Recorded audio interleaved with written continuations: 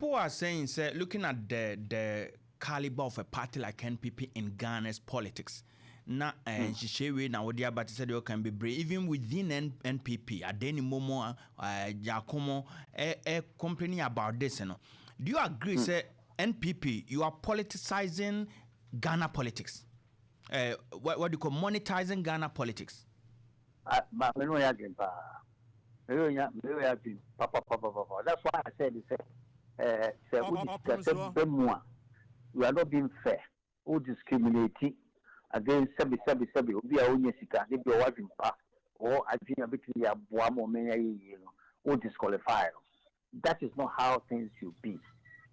So, you know, a decochet mono to me, no, near your home, dear, but again, also not say a home here because a party like MPP, no, so MPP, who is only a Kaki na esra manfo se obia wa churi di bia so peso MPP ni bia no kona kotia one city kra ubo hu se obia betumi ka kotia one city na de tia esa organization no ama bibia kweli so but ye town ya stretchy ya sanu as stretchy se be bibia na se e koye se risika barrier e bia one day bi no it mean you bet me a boy and come back baby so because say am why ni sikasem de e yakwet say mo party mo dey share the highest bid answer well I wish said because for so argument say so baba e fact baradia e say unya say a wide constituency on bet me raising money like this for you e bi no no wo share o kanu no it doesn't mean say sikano a barrier, but it means say obia wo potential abitimi access and answer obitimi yan comfort obitimi support the party no akọ no so on argument obi argument no but it is not only MPP, you know, cutting across all political divide so say yenye nipa sabi sky dey come to get into it, you know. I think say you know a chance. Now there's a constitution quite a bit more. A better electoral law say money should not be a barrier to anybody be a person exercising a right to become a leader or a flag bearer of a political party. As you say, we are then it's a war party more. Brassing. I think so. Yeah, performance. So, and I said, all political parties, no, woman call for. I mean, we share last time, NDC time, you say, Dr. Dufour, any, former President Mahama, woman contest, no, and in the public, more of Sabi, or more review until 150 if you move, BBA, so no, you know, we need England Ghana to be a democracy there. As you see, and free, you free completely. Now, Obia of the England mono, Obitina be a president, rather than say, you sister, na Ediaco. And I feel so sometimes, yeah, I can be. Ordinary customer, we are not Musa, the Quakwa. Oh, I told my walk. Wasn't it? What the work happening in yeah, boy, son, show ya. On the cracker. May come a last question, me the man who will be maybe so honorable in the cracker. Why not? After you are body some more, people say they all carry a good. We are not and the cracker. Honorable yen share will be back as a beer more camp munisicantina mo kura mo din but yeah kan nyina no ye information e ba mo company ye obi atua nti se wo pese wo ba ballot no so bia wo so nso ye den wo tua yes obi atua nti wo pese wo nso ba wo tua na ye se Mona muni sika ntina ai diama mo wo sika eniama bo nya di ho. Who this car now say kuma say asase ni asase apa. Who this car say o say mo me. What the mo 2 million da. Well, to us here, from baby, but the person can say, yes, you know, SMC in this country. That's not what we are saying. But near per se demonstrate a principle. And Emma, Ghana, politics, and answer NPP politics, you know, say they see a drift on a. So, it is a party as Shembra, and then Brandon saw my channel, so which we can say, maybe there be any answer. Oka go be more, Okono, say, would your mind be free, Nalico? It is a party Shembra, Unicas or Casadolo, Mempeneda, Metri. No, but that you were demonstrating to it. Yes, go for say, but it's not Sika.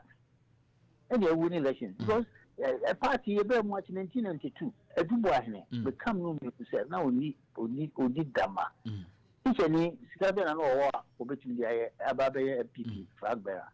That's your trouble man, Satan, J. Addison. All cement factory, or cement bag factory, or hotels near their day. I know what's Capace Omina. And so that time, yeah, I'm very sick. The time was on a Dubois. Culture of silence. Oh, or the buy out, or Jacob tomorrow. Come to of say, then Kai Jonajukum for. I should not leave it. Oh, only lawyer needs one participle the factory and all year. Only Sika. As on my phone, a kaka, coordinator, or ye. So, a Kufado. Then I hear Juma. A Kufado no Nisico. No Nisika. Was minister discussing in Nitriano. No Nisika. A month for Yana. Yes, sir. Tomano. Once you endorse boom, boom, boom. And a Satumano boom, boom, boom. No Nisika so be so. Now, fair then as you see the Ababu Jura, I say, me, Muska, Timu Bibiania, but among them, may ye be, may you say, noon, she said, with me, Sebio, and Nipa, a month for a better. The tone one, you better because you see, you're a candidate, a tone one, you better. Empty before the problem is you be. Na yeni ani sakwa kotono. Na so yi nipa no na so kotono ne mpa. Ne ke sebi. Ajebe die na waye. Unya hwe. Hono bo yan show. To say the can people like stalwarts of NPP. Ya wo boache Jakomo ene ya deni mo former Mampon MP mu ni ade. Omo nyina omo I express the satisfaction about this fee. So boache Jakoni adeni moment no matchom ho afrim. Why couldn't you convince the likes of Brianna Champon and probably Kennedy Japan, who has described it as shameful, this same fee?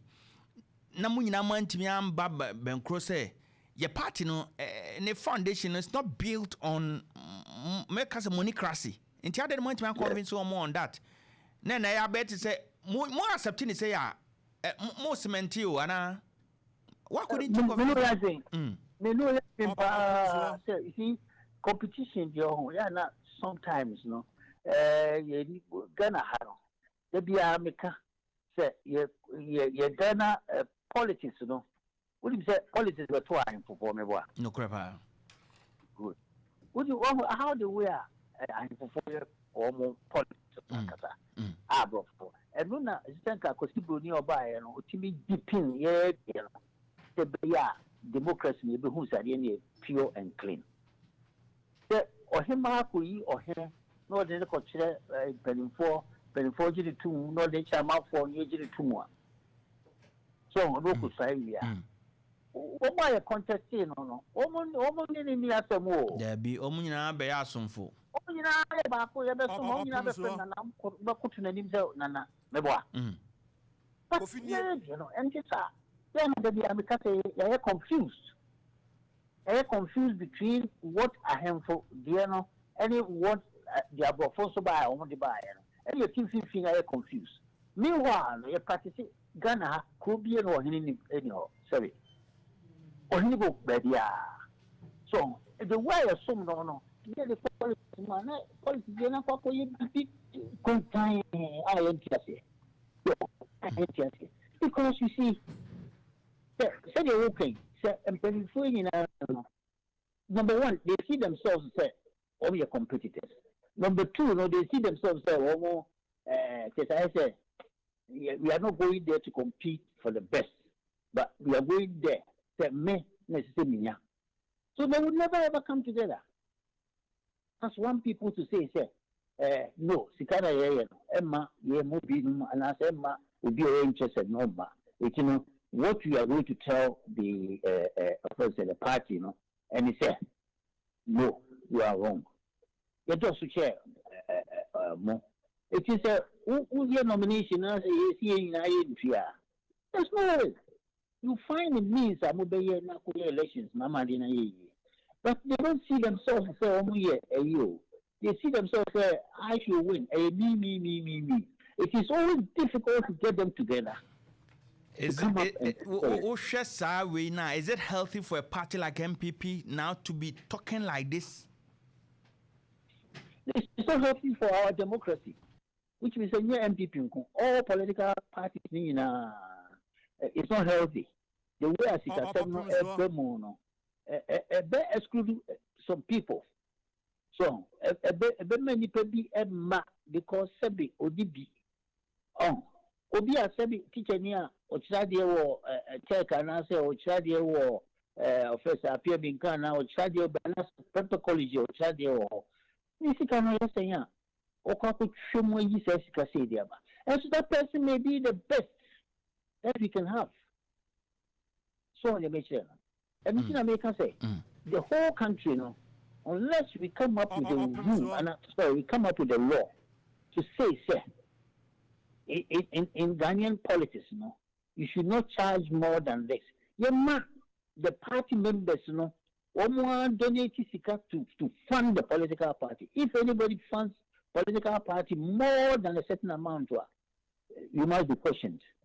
Yes, sir. Sabi omo adwene I di boom no almost so to forward. Yes sir, you do a lot. Granted, we see engineer Kwabena Adjei on the ballot, maybe a number 1, number 3, whatsoever. Is engineer Kwabena Adjei Japan winning? Very good question. I hope you said now he said first question was is because we are in the my be our bishop because Kwabena, you know, someone will come a point to now didn't get the best candidate. Only the best candidate, but Uniska. That's how people said you go for canon, but Uniska or the battle the shower now so Unisika. Oh, it hurts. You know, it hurts me. Say, be any because listen to what he has to offer the country, what he wants to offer the party. So, and Kwabena is, used to be a chairman of the advisory committee. You know, I can say, Abraham Anon from say, statements are them for delegates, you know, and I say NPP for no. Radio so baby or a dear between I left Ghana. So I left Ghana. And yet party no go back Ghana. Only the only candidate or can answer no or can vision.